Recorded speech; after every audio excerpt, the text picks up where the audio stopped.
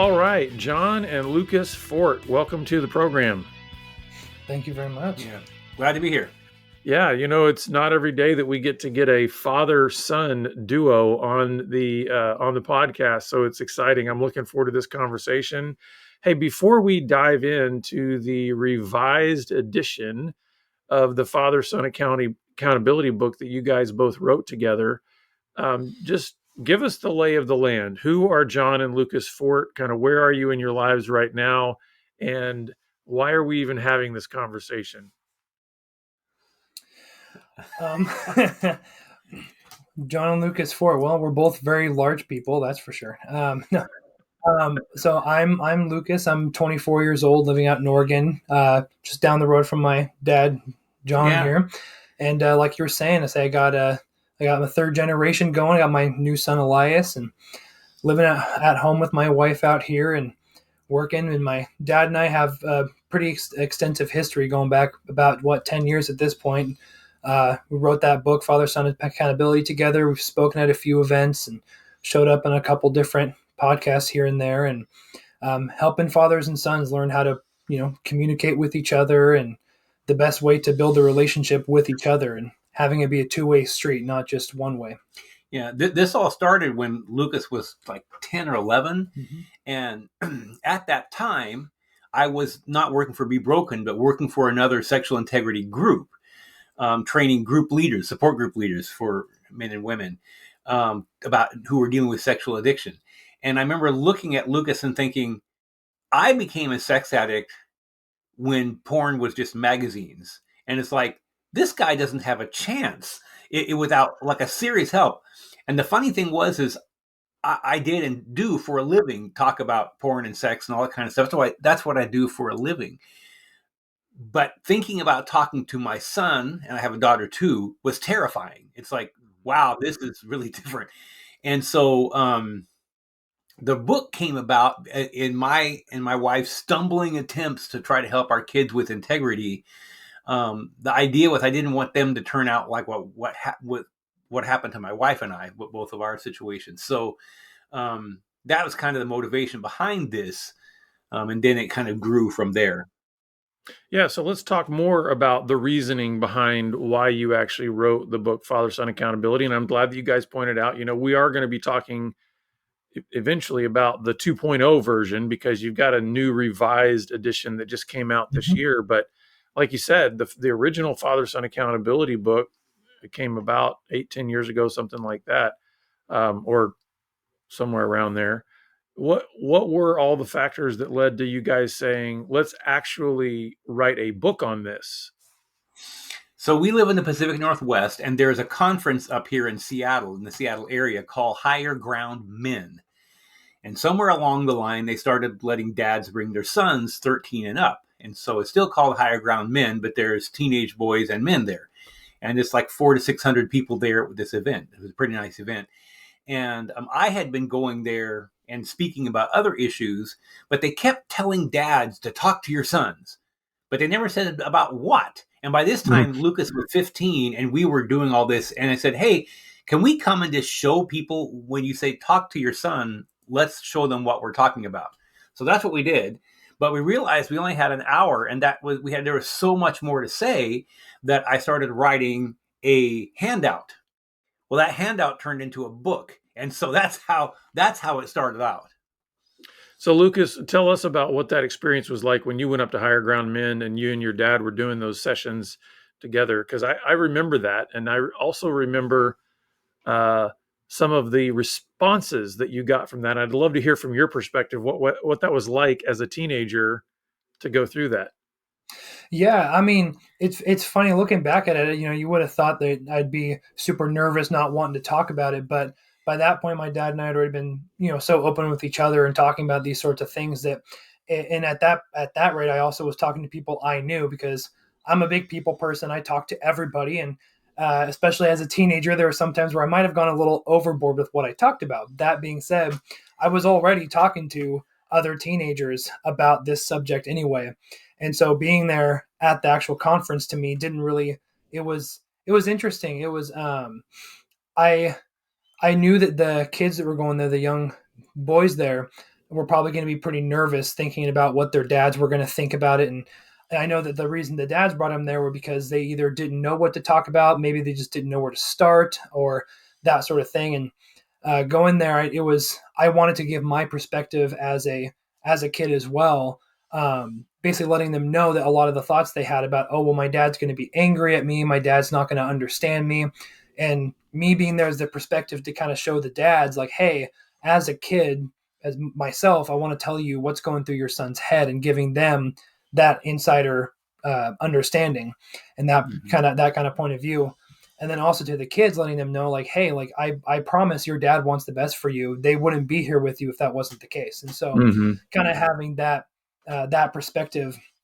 So starting as a teenager and going to those conferences, I I thought it was a great experience. I always, every time, I mean, the number of times that dads would be blown away, like, whoa, wait a second, there's like this teenager up here talking about these super hefty topics and having no problem with it, and it's just, that was always really fascinating. But yeah, I mean, it was always a great experience. And Yeah, if I remember correctly, especially that first one, it was the dads that had far more nervous responses than the teenage boys.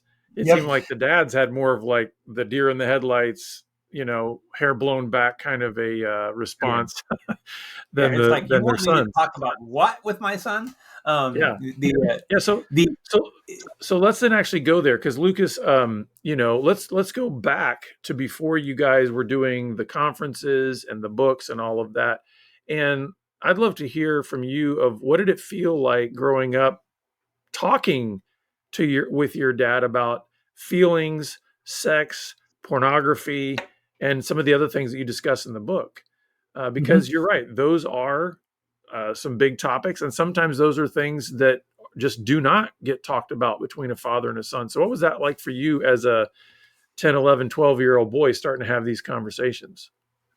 yeah, I mean, yeah, it was awkward at first. My dad says, "All right, we're gonna go out and do some yard work," and I'm like, "Okay, great." And then we're sitting out there, and then he starts talking about, "All right, well," starts going into the conversation. It's like, oh man. So that became a pretty common thing at the beginning. Was anytime he said yard work, I'm like, "Ah, here we go."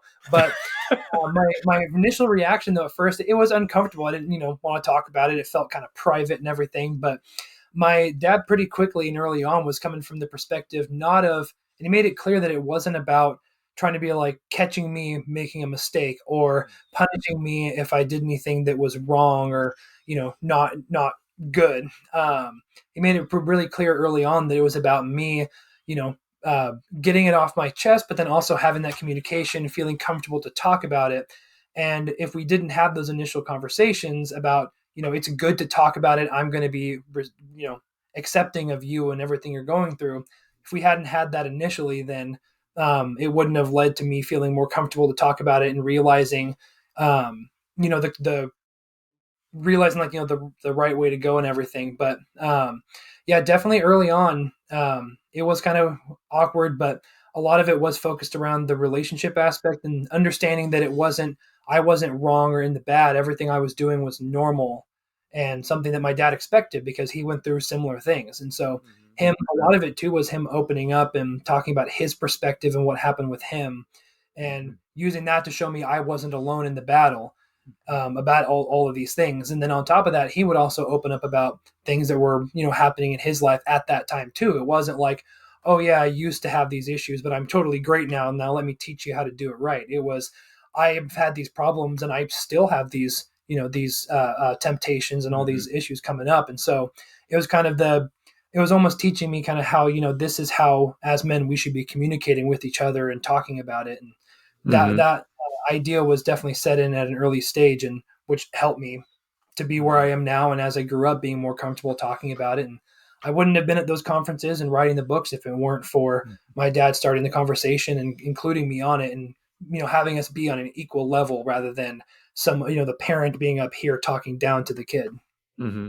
So, John, from your perspective, I don't know if this was a great grand strategy that you had initially, but it seems like it was pretty wise to have something like yard work as sort of a buffer in terms of, because I think sometimes one of the things that terrifies dads is, are you telling me that I've got to sit down at a table face to face across from my son and then start saying words like sex, pornography, emotions.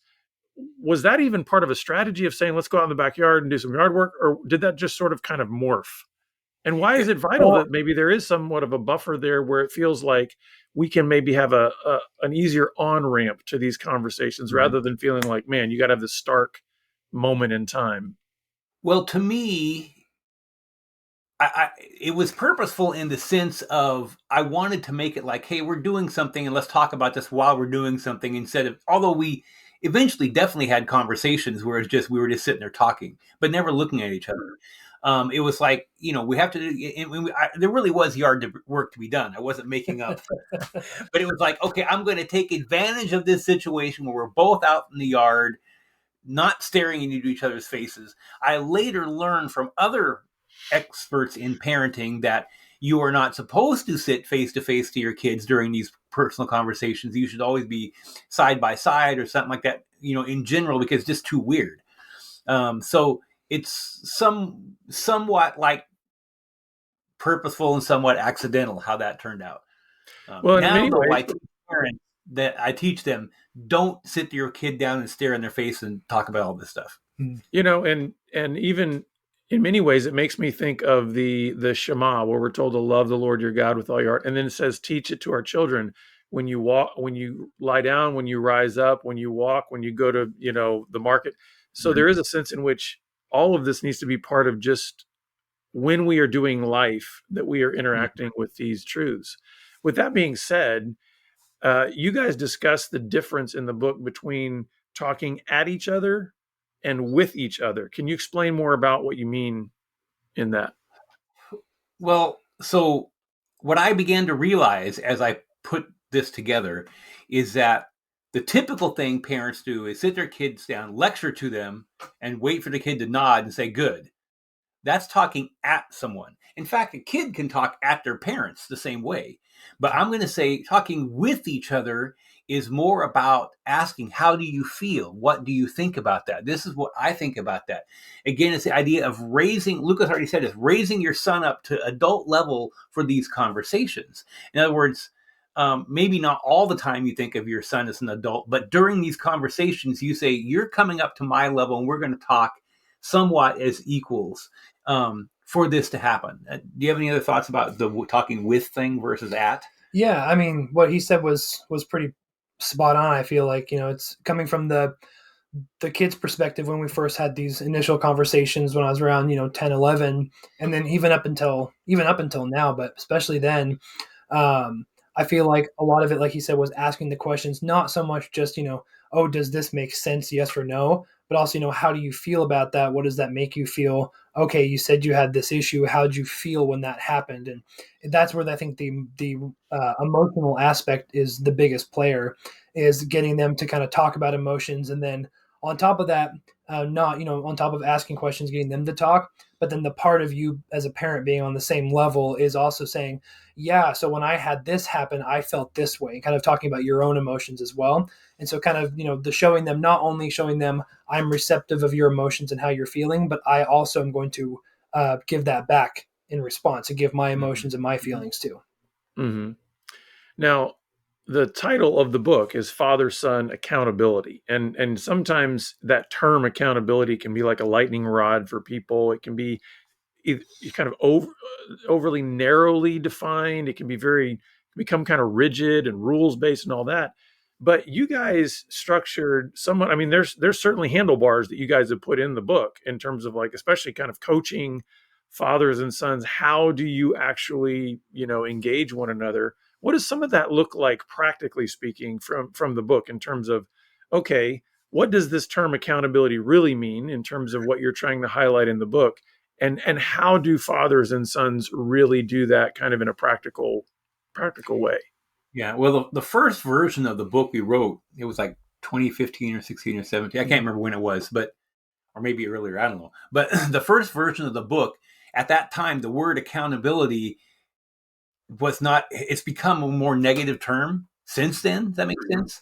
I almost changed the title to Father Son Allies, but then I wanted to kind of carry the idea, no, this is just the same book, second version. So I kept that title in there. But we do talk about you're really more your son's ally than that.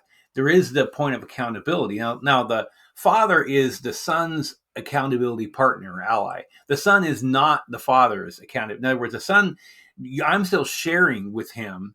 Now we are more, but back then, but he knew that I had other men in my life who were my accountability. And so he didn't have to feel like I have to be my dad's dad.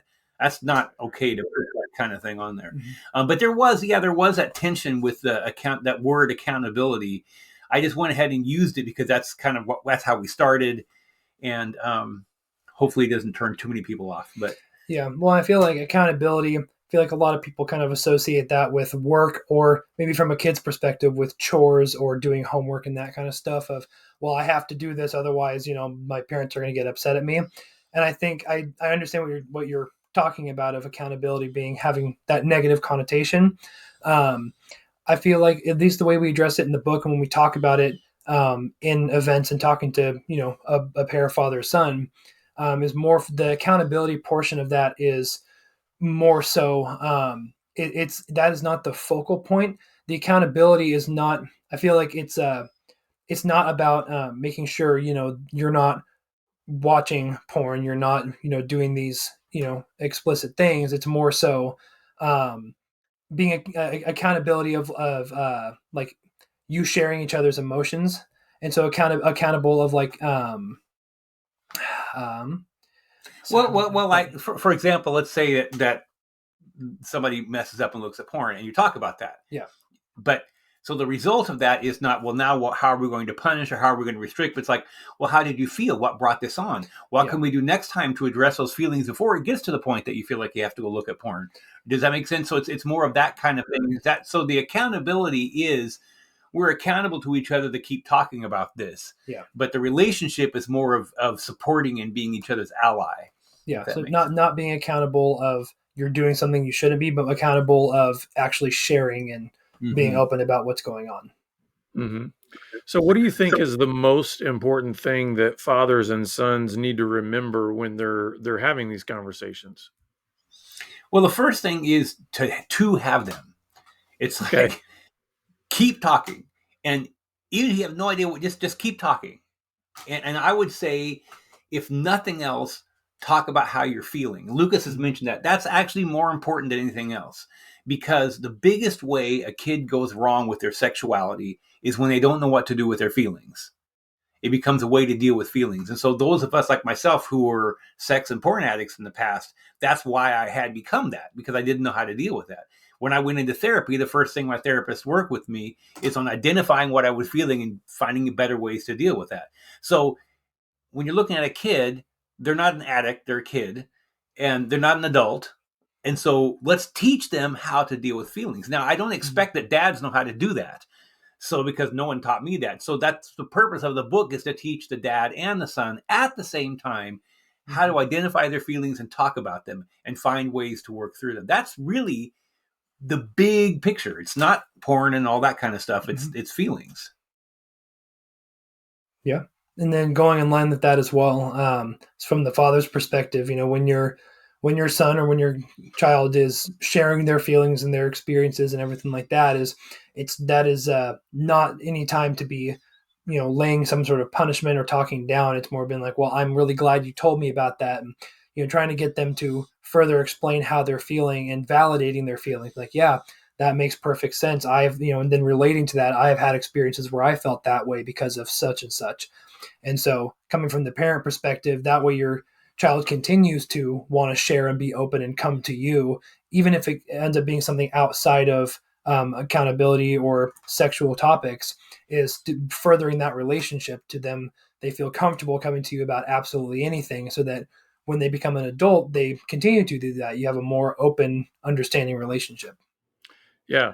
And I think that's huge for every parent to know, is that they've got to establish, I mean, even from our Christian worldview, there's never a moment in the entire history of humanity where God has punished anyone for confessing sin. There's no punishment in confession.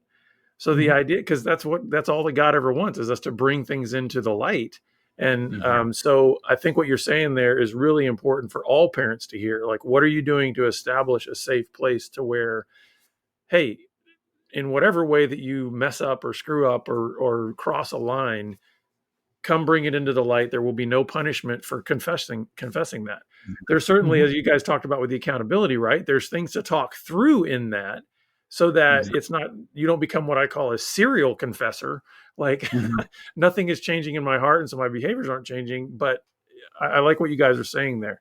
Now, this year is you guys released the second edition. So this is a 2.0 version of the Father Son Accountability book. So what is new? What's changed in this edition versus the first edition? Well, when we wrote the first one, it's really early on, so we were just threw some stuff out there. And what dads were telling me was, I read one chapter a week with my son, and I said, I never thought about that. And then also, it was, I said, the original origin was kind of a handout for a presentation.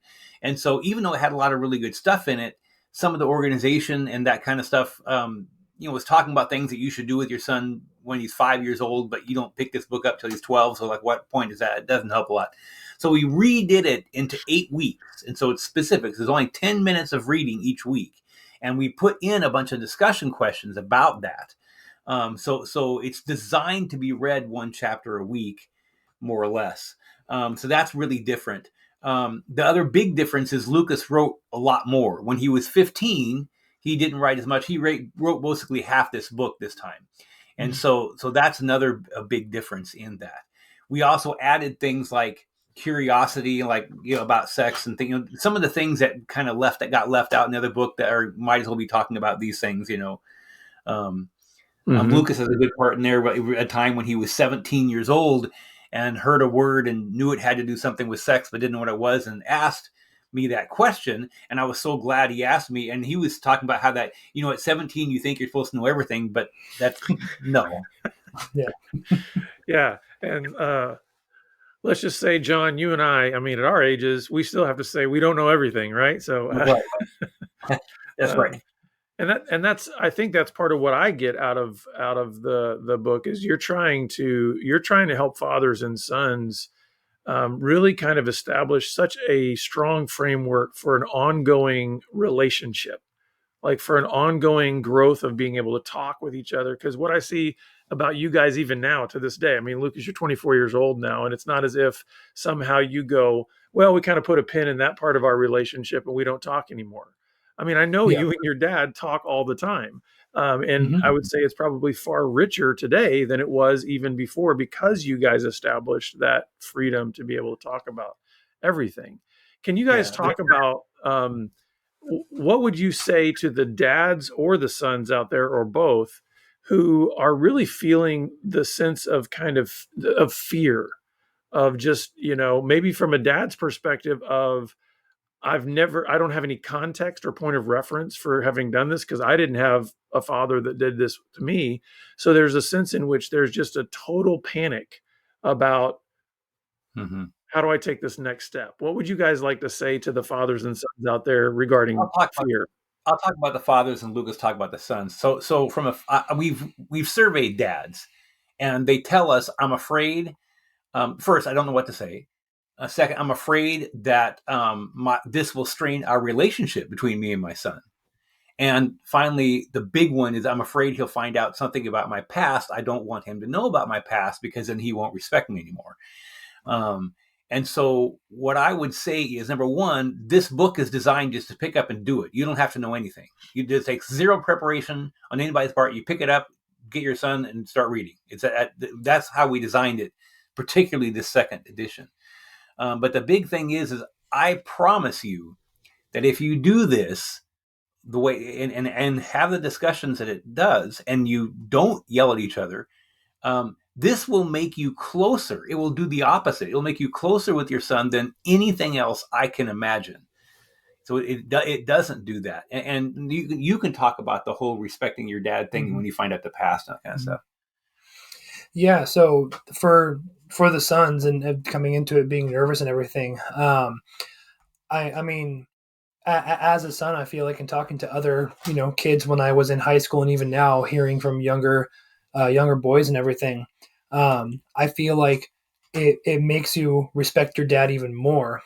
Having these conversations and going through the book and what we talk about in there, because it again is bringing you guys on the same level. And so it's the whole point of the book, and the whole point of what we teach and share with the fathers and sons is to have it be a level-headed conversation and not be, well, you have the dad being the teacher and the lecturer talking down and showing them how to do it. It's you're talking with each other as equals, both trying to work through it together, because it is something you want to work through together. In the same way that, grown men will get together at conferences and, as equals discuss it. It's the same thing with this. Is that once you talk about it, everyone's on the same level. So far as the respect portion of it, I feel like this will grow your respect for your fathers by having these conversations in the way that we lay everything out. And for being nervous about it, I mean, I know we talk about it in the book that it's the fathers first that share, and it's from them that get the ball rolling. But I would say that, if your dad is willing to go through this book and start these conversations in the first place, if they're willing to be doing that, then I'd say that you don't have to worry about opening up and sharing all these details and talking on a more emotional level, because they're already prepared for it, or they're getting themselves prepared for it. So if they're opening the front door, then this is the opportunity to go into it. And yeah. What's one of the most unexpected benefits that you guys have experienced having been on this journey together for more than 10 years? Well, this is repeating, but I, like other dads, was worried that this would make Lucas feel weird around me and not respect me. But the opposite has happened, is that having these discussions and talking about our feelings at this deep level and the mistakes that each one of us have made makes me feel way closer to him than I ever was with my dad, or that I ever thought a dad could be with their son. So it's like it's a different plane of relationship. Yeah. And for me, I guess it's kind of a two-parter, and that is the first one being that coming away from all this and over all these years, I don't know that I've met another father-son pair that's, my age, that or even older, that has as good of a relationship with their dad. And I feel like that's something that I am more than happy to boast about, that I have such an amazing relationship with my dad. Because it is 100% unique, and I don't come across many people that are like that. On top of that, the whole of us having a great relationship, I'd say the other thing I didn't expect to be a benefit of all this is my comfort level now to talk about this subject and talk about these things with other people. I mean, one of the things I do is talk to people at work about this kind of subject, which you would think is kind of weird, but I mean, once you get comfortable and you're more okay opening up about your feelings and emotions, it opens up more opportunities than you think it would. And so Yeah. there's kind of those two kind of Mhm. benefits that I'd say, and things I didn't expect to happen. But Well, and one of the things that I would hope that fathers and sons would experience when they really start digging into these conversations is that they may have gone in with one um, focus, which is, oh my goodness, I want to make sure that my son doesn't get involved with pornography or any of the other kind of things. And they come out with a realization that it's always been actually about the health and the closeness of the relationship. And then ironically, the secondary benefit is that you don't want to go to all these other things that are dangerous for your life because you now have actually a healthy relationship. So I think what I love about what you guys have done in the book is by making the relationship the primary thing, what they initially thought the primary thing, there's still a secondary benefit to it. Like if you really do establish the strength of relationship, then I think both father and son are far less inclined to be motivated to go towards things that are about false intimacy or about, just self gratification and all that. As we wrap up here, any final words of encouragement that you would have for fathers and sons out there? And then how can people get the book? Why don't you start? Yeah, I mean, I'd say that the biggest thing is, don't hesitate, don't be worried about what you think might happen. I'd say go ahead and jump right in and start opening things up and start the conversations. maybe go pick up a shovel and do some yard work. I mean, if that's what you got to do. I think yard work is going to become the euphemism now that we have for father-son accountability. Exactly. Yeah. Time for some yard work, son. So. Yeah. I would just say, just do it, because it just get the book and do it. We really, really worked hard this second time to make it like there is zero preparation needed. You just pick it up, pick a day, sit down and read the first chapter. That's how that goes. As far as, it doesn't matter how scared you feel. I promise you, I was terrified the first time we started talking. So that's okay. You just have to do something. As far as where you can get the book, bebroken.org has it in the bookstore. It's also on Amazon. Interestingly enough, if you look it up on Amazon, look up, don't use my name. For some reason, it comes up much easier with Lucas's name. So if you type in Lucas Ford on Amazon, it will come up. If you type in my name, there must be a bunch of other authors with name John Ford. I don't know, but yeah.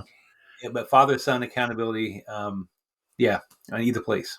Yeah, great. Well, and we'll make sure that's all that is in the show notes. But thank you guys. Thank you guys for continuing to be vulnerable with your story. I think it is a model for other fathers and sons. And I can vouch for you guys personally because, it's one thing to bring people onto a podcast and say, oh yeah, let's really highlight this awesome father and son. I know you guys. I've been around both of you. It's legit. You're the real deal. So if anybody has trouble with thinking there's no father and son to talk about that, I will vouch for you guys till the cows come home that it's true. But thanks again for being with us today. Yeah, of course. Yeah. Well, listeners, look at the show notes. We're going to put all the information in there about how you can get connected to father-son accountability. Also, check out our family care resource page on our website. If you just go to bebroken.org/family, you can get a lot of other resources that we have. We also even do father-son webinars where there's training for fathers and sons over Zoom. And so you can get information about that as well. We're glad that you've been with us, and we look forward to seeing you back here again next time on the Pure Sex Radio program. Take care.